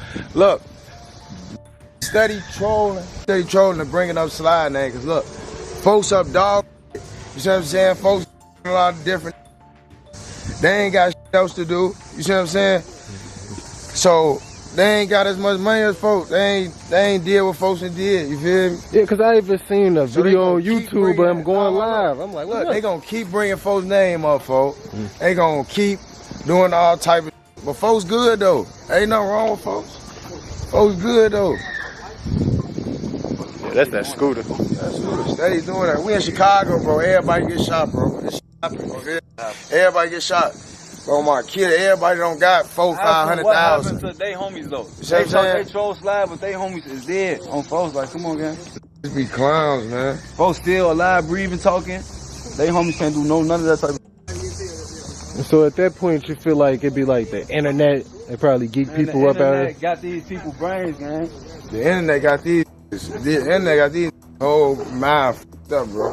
These do anything. Why'd you stay speaking on the name on the internet anyway? Like, why is you on the internet doing all that? We don't overdo that, please. I don't be trolling. I don't do that, bro. I don't be trolling. I don't even play like that. I'm trolling that. We gonna keep that live too. Nah, baby bro be over trolling that. But look, I don't be really, playing with these like they. After all, I say around that, man, get away from that woman, man. Shit happened. All this time, it's still not clear what happened to Slide, and news reports and even platforms like the Spot News seem to have gotten very little information that would help clarify this mystery. Moreover, Slide's friends and even family appear to be completely radio silent on social media when it comes to his current situation, although what can probably be inferred is that Slide is likely facing some kind of life-altering injury. But while the Bloodhounds were still gleefully trolling Slide and implying that they were behind his sudden disappearance, they too would suddenly experience 2 enormous losses back-to-back, losing both of their biggest rappers in a very short span of time during the bleak summer of 2024.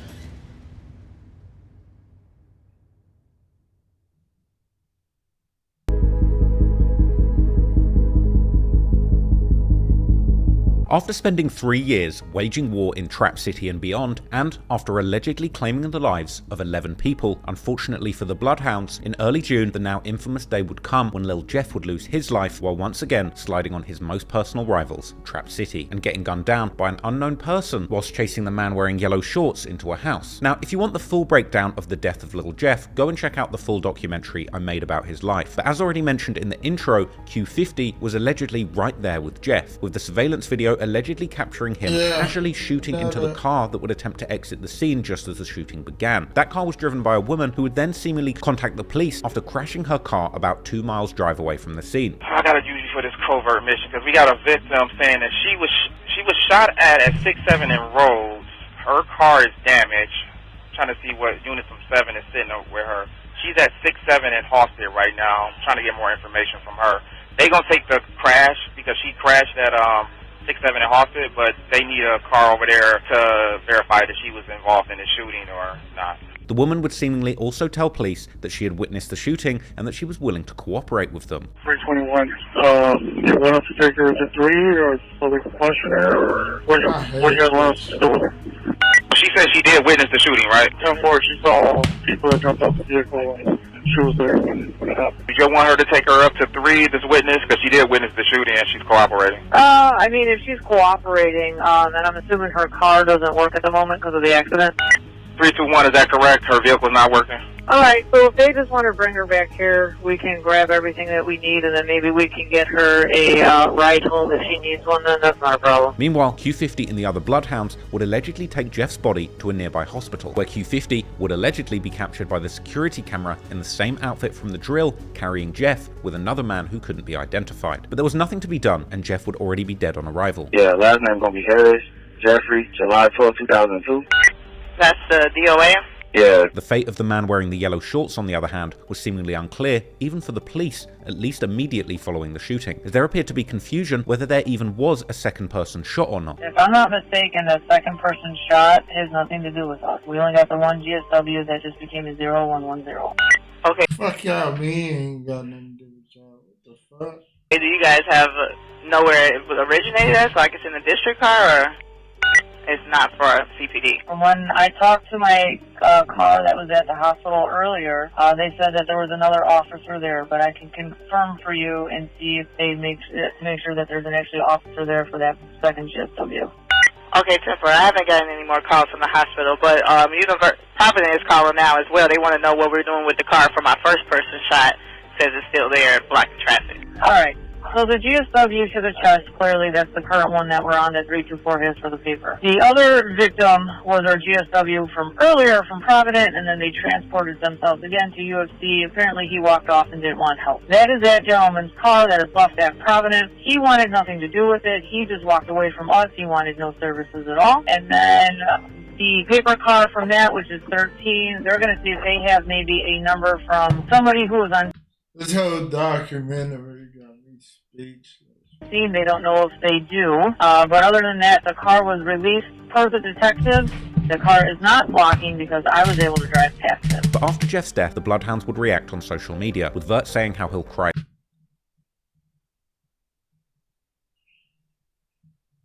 later, while seemingly implying that now was time for revenge. While Lil Scoom would post how Lil Jeff's death didn't even feel real. Q50 meanwhile would make several social media posts in the days following Jeff's death.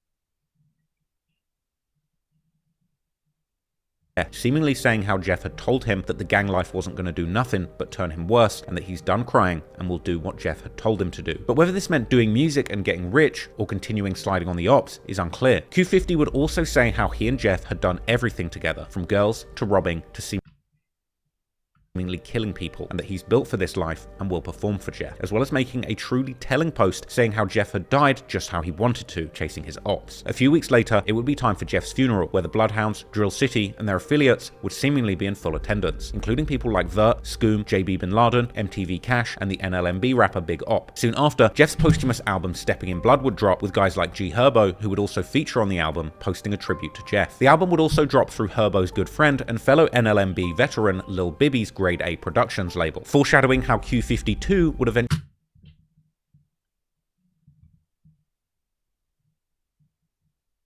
signed with the same label. But meanwhile, the Bloodhound's biggest ops, Trap City, who had allegedly just killed one of the Bloodhound's most important members in self-defense, would begin to understand that the limelight was also on them now, and they would begin to engage in the beef much more publicly. Spearheaded by the alleged Lil Jeff killer and the leader of the new Unk Gang movement against the young pill-snorting street demons, I-Trap Rob, who despite being much more mature and peace-pushing in his overall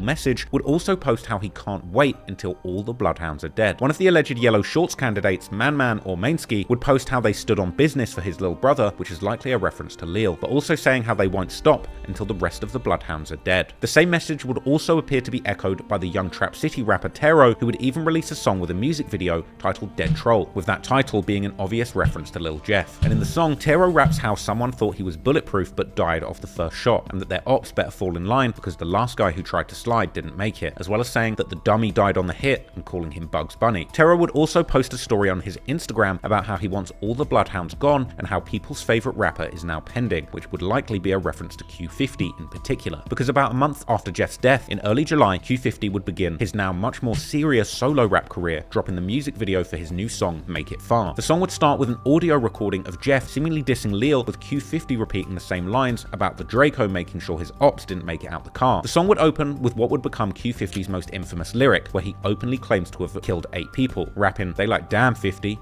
is you really up 8 hats? I would have been up 10, 2 of them ain't check." And the song would be laced wall to wall with violent bars where Q50 would refer to various ops by name, many of those lyrics having been mentioned earlier in this video. The song had a booming yet haunting beat, which was the exact kind of aggressive but laid back style that fans of Jeff and the Bloodhounds were now fiending for. Make It Far would quickly garner hundreds of thousands of views in just days, and today it's passed 1 million views in less than 2 months. This being something that even Lil Jeff wasn't able to do whilst he was alive, showing that Q50 was now the leading rapper from the Bloodhounds, and also showing that Jeff's death and the infamy that followed as people would learn about his story was now pushing the popularity of Q50's music to completely new levels. Q50 was also clearly making more effort on the mic, and the overall production quality had improved greatly from his first songs. However, despite Q50 grabbing the torch from Jeff as the most lit rapper affiliated with the Bloodhounds, unfortunately, only a few days later, the Bloodhounds would experience another enormous loss, this being one of the other most buzzing rappers associated with their block, as their close friend and affiliate Lil Scoom would be gunned down around midnight on the 7th of July, a few hours after seemingly visiting a house on the 700 block of 89th Place, which is located about an 11-minute drive west from Lil Scoom's hood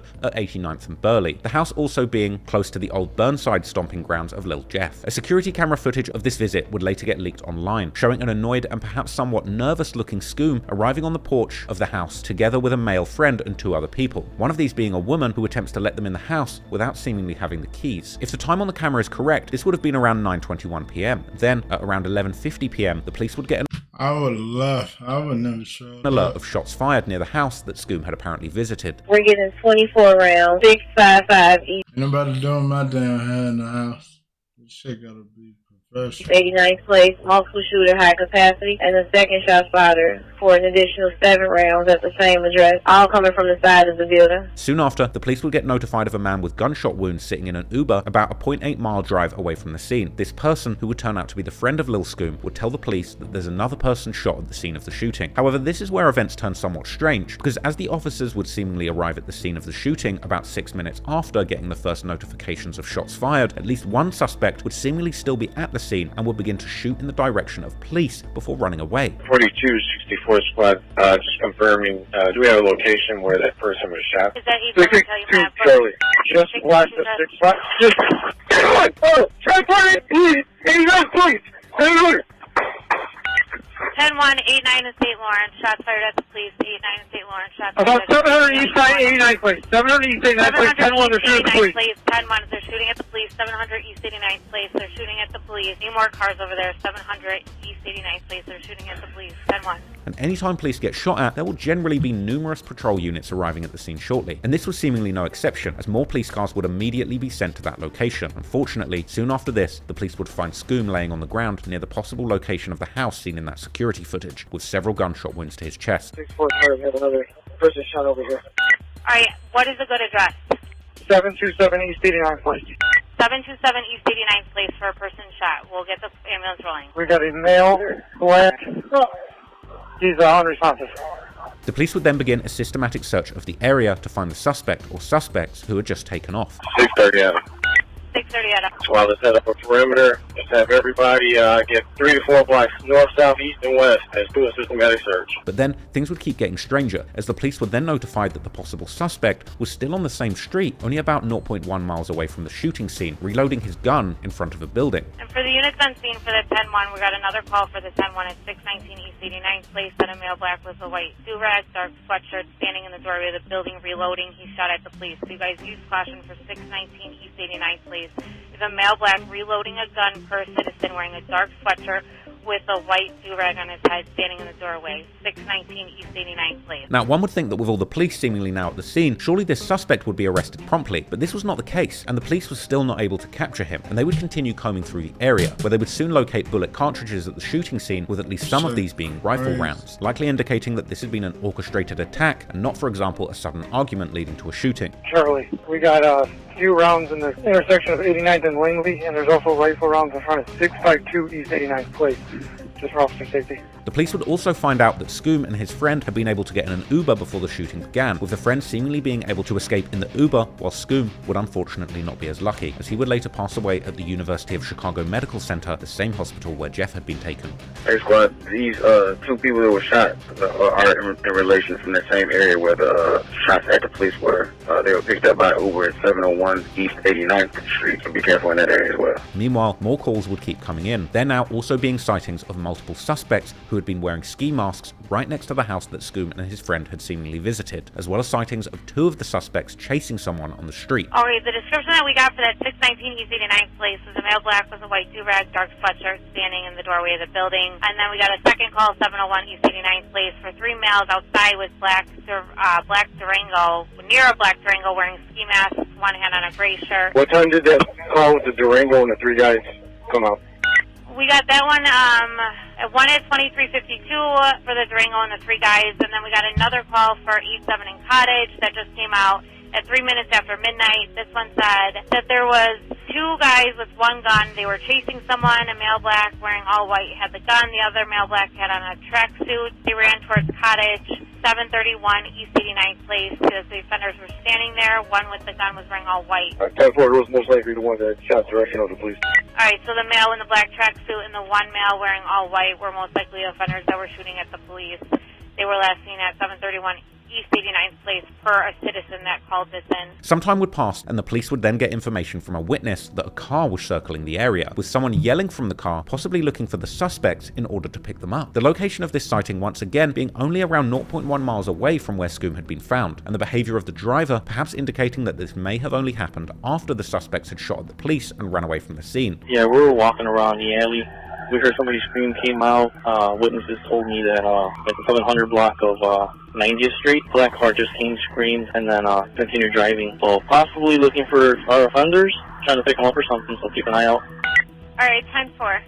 All right, for the units I'm seeing over there, X-ray 642 per citizen was walking around the alley near the 700 block of 90th Street. There's a black sedan that's circling the area, screaming out, I guess possibly looking for the offenders to try and pick them up, guys, so use caution. But even with all of this information, no suspects would be captured, and the case seemingly remains open. However, in online rumors, certain people have been connected to the case, particularly a girl called Nini, who some claim to be the 4th person in the porch video who can be seen looking at their phone behind the others. Soon after Scoom's death, screenshots would begin to be posted on sites like Reddit, seemingly showing the girl whose house Scoom had been in, exposing Nini for setting Scoom up, saying how Scoom had come to her to get his hair done, seemingly accompanied by his friend and that girl Nini, who had then allegedly behaved weirdly, sneaking often to the bathroom to allegedly text Scoom's killers. Screenshots would also be posted allegedly showing how Nini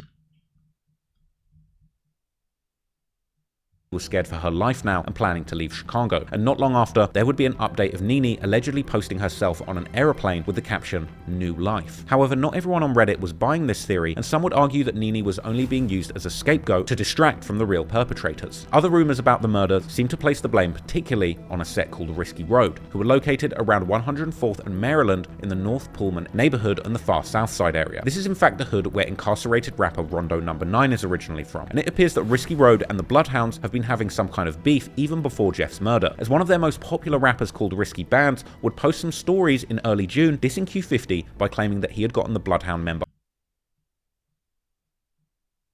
hothead beaten up in prison. There would also be some rumors that Scoom or the Bloodhounds may have had something to do with one of Risky Road's members getting killed, Scoom's murder then allegedly being a getback for this. Then, already the following day after Scoom's murder, Risky Bands would make a cryptic post that some Redditors would read as him claiming Scoom's murder. Soon, more rumors would come out pointing the finger at Risky Road, but to be clear, for now there is seemingly no credible evidence against Nene, Risky Road, or anyone else for that matter. As Q50 would find out about Scoom's passing the next day, he would simply post WTF on his Instagram story along with a picture of the two together, likely reflecting just how dumbfounded he was to find out he had now lost two of his best friends in just 1 month's time. About a week later, Q50 would drop a music video for the song 333 that also featured posthumous verses from Lil Jeff and Scoom, with the whole song and video recorded before their deaths. 333 would end up getting Q50 his first million views in less than 1 month, and despite all the losses he was facing, Q50 wasn't slowing down, dropping the music video for the song Splash Bros.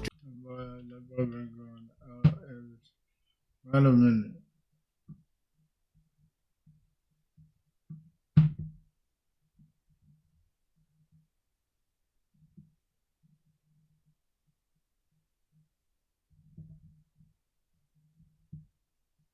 Just 2 weeks later, this one now being at over 1 million views too. Splash Bros started with another tribute to Jeff, with Q50 saying "Long live King Draco" and saying rather menacingly "Long live my brother, he probably killed your brother." And the track had back-to-back violent bars all about specific crimes, which we've already discussed earlier in this video. Now, Splash Bros is one of my favorite Q50 songs and has a surprisingly upbeat melody and beat which comes in stark contrast to Q50's violent lyrics, making for a uniquely bipolar listening experience that gets you in a mellow mood until you tune in and listen to the violent disrespect that is actually appearing in the lyrics. Q50 was now one of the hottest artists coming out of Chicago, but unfortunately there appeared to be some internal friction within the Bloodhounds, as the fans would soon notice that Q50 had seemingly stopped following Vert on Instagram. Vert would also make a post saying that he doesn't have a manager, which would make some people seemingly think that he had been dropped by the same management that was now handling Q50's career. Soon, Reddit would be filled with different theories as to why the two begun beefing. Some were claiming that Vert was being too close with his old friends from Trap City, as there would even be an alleged phone conversation between Vert and Jeff that would be leaked, where Vert would appear to say that he missed his friends from Trap City, which Jeff would surprisingly agree with, before Vert even seemingly saying that they were now even with Trap City, which seems to point to the murders of Z Money and the revenge killing of Lil. What we gonna do? We down there, we gonna, you know, we got that loan. Ooh, fool, you know? TK, nigga. The real one. So look, man, we do. Man, look, I'm not gonna get at nobody. Look, that's us. But look, dude, I was just talking to my peoples. But look though, like I ain't gonna lie, I missed the hood, for we not finna be killing each other, none of that, folks. I told you, send me that DM. He posted me on my time about it's still love, you still good. Yeah. You know, I feel good. It is what it is though, cause they got me fucked still. Like that, if you really think about it, on what though, that's even. Others, on the other hand, would resort to trolling, with a rather random meme about Vert smelling bad taking off on Reddit and social media like wildfire, as people would begin to make funny posts about other Bloodhounds supposedly reacting to Vert's funky odor during interviews and music videos.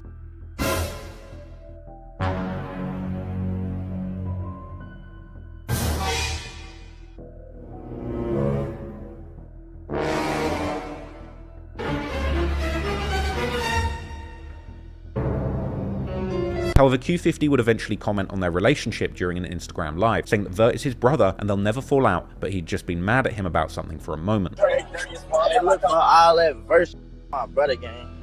Stop all that, bro. I'm not into it, my brother, man. What's wrong with y'all, folks?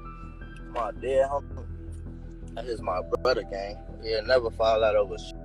I just was mad at folks for a little bit, that's all. It seems that the two are back on good terms now, and Q50 is back following him on Instagram. Meanwhile, in late July, Q50 would be arrested, sending the Reddit and social media into a frenzy, as people thought that he was finally getting caught up for all the murders he was claiming in his songs and on social media. Things would be particularly confusing, as people would take his seemingly earlier 2023 charges from CPD's website, but apply them to the latest arrest, even though the Cook County Sheriff's website that lists his recent arrest doesn't include any details about his charges. People would also get confused by the fact that he had no bond, thinking that this was a sign of how serious his charges were, without realizing that Illinois had in fact ended the cash bail system already in September 2023, this in fact happening even before Q50's first arrest later that same month. Even Q50's ops were rejoicing, with one Trap City member posting, "Let's see if you can fight," together with Q50's mugshot, while a 9-5 mob member would post how he's going to do something dumb just so he can get into the county jail to fight with Q50. But then, strangely, only a few days after his arrest, Q50 would be back in the streets like nothing had happened. And only about a week later, he would drop another song with a music video, aptly titled First Day Out. The music video beginning with pictures of social media posts about his arrest before showing him walking out of the Cook County jail. Q50 would then begin his verse using his now trademark catchphrase, "They like damn 50, whilst commenting on some of the wildest rumors that he had been arrested for a murder, saying his ops wished he was in jail for longer because they hate to see him free. He would then continue his other new trademark style by dropping names of numerous ops that the Bloodhounds had allegedly done something to, such as a Trap City member called T3, who Q50 would claim had gotten hit with a switch, another Trap City member called VI, who he would claim had gotten his kit or jewelry taken from him, and then of course a reference to murdered Trap City member Leal, as well as throwing a bonus diss towards the recently killed member of the 800 set called TJ, who had been beefing with the Bloodhounds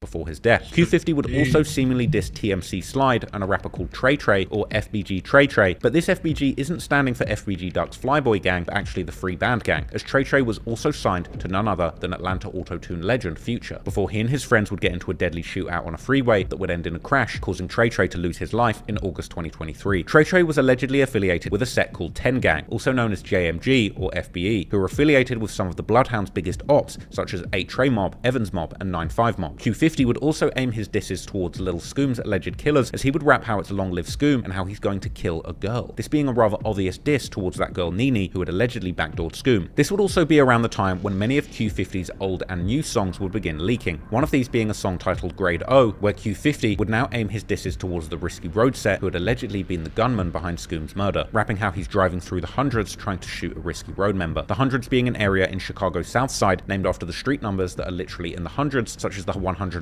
and Maryland that the Risky Road set claim. The music video for the First Day Out song would once again gather hundreds of thousands of views, and it seems that Q50 is now well on his way to becoming the next big thing out of Chicago. But with the amount of dissing that he's doing and the enemies that he's making, it truly seems that him staying in Chicago can only end one of two ways. Bloodhound Lil Jeff left a menacing legacy in drill music in an incredibly short space of time. His brash claims of 11 bodies, which were seeded in his genuinely good rap songs, will likely fuel all kinds of theories and comparisons for years to come. But it's the way that Jeff lost his life that truly solidified his disturbing legacy, dying on camera trying to kill someone in their own home, just like he'd rapped about for the whole world to see. Lil Jeff truly lived what he rapped, and ultimately his story ended in a way that was entirely predictable in hindsight. But the case of Q50, on the other hand, is much more perplexing. The fact he's running around Chicago regularly releasing music which claims openly that he's killed 8 people is wild. Even more crazy, the fact that he was arrested briefly at the height of his attention following Lil Jeff's death and then swiftly released is even more confusing. Ultimately, Q50 is living a modern day outlaw story in 2024, and while as a fan of his music, I certainly hope that he can continue using his talent to make art about his life that gives an insight into a unique lifestyle on the fringes of society, but I'm saddened by the fact that we all know that the street life can only end one of two ways, especially when you've got 8 bodies. And while it's easy now, after being completely desensitized to the outrageously high body counts of people like Lil Jeff, compared to 11, 8 murders somehow seems tame. And I'm not glorifying it or belittling the value of those 8 people that lost their lives, but it really goes to show you just how far the senseless devaluation of human lives has gotten. Shit deep, bro. Stay out the streets, bro. Stay your ass about the streets. You ain't in the streets, don't get